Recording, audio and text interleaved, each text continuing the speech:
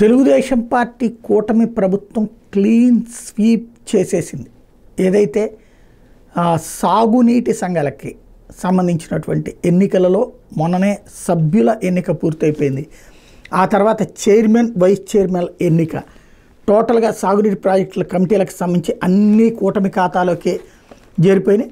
ప్రధానంగా ఏదైతే ఇప్పటికే డీసీ కమిటీల ఎన్నికలు అవన్నీ మొన్నే జరిగిపోతే project committee chairman, vice chairman ఎన్నిక ఏకగ్రీవం. నాగార్జున సాగర్ ప్రాజెక్టు, కుడికాలువ ప్రాజెక్టు కమిటీ చైర్మన్గా గురజాలకు చెందిన పలుకూరి కాంతారావుని తెలుగుదేశం పార్టీ ప్రకటిస్తే, ఎడమకాలువ ప్రాజెక్టు కమిటీ చైర్మన్గా కోట వీరబాబు, వైస్ చైర్మన్గా ఆళ్ల గోపాలకృష్ణారెడ్డి తెలుగుదేశం పార్టీ ఎంపిక చేసింది.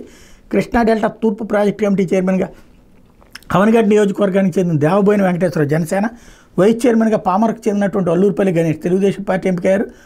పెన్నార్ డెల్టా ప్రాజెక్ట్ కమిటీ చైర్మన్గా జట్టి రాజగోపాల్ రెడ్డి, వైస్ చైర్మన్గా బేద గిరిధర్, సోమశిల ప్రాజెక్ట్ కమిటీకి వేలూరు కేశవ్ చౌదరి, వీళ్ళందరూ తెలుగుదేశం వాళ్ళే.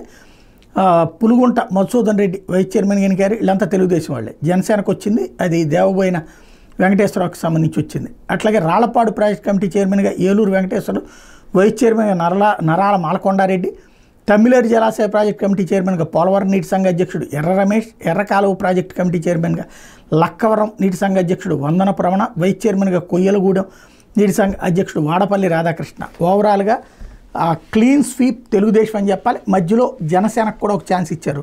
భారతీయ జనతా పార్టీ అక్కడ ఎక్కడ ఉందో తెలియదు.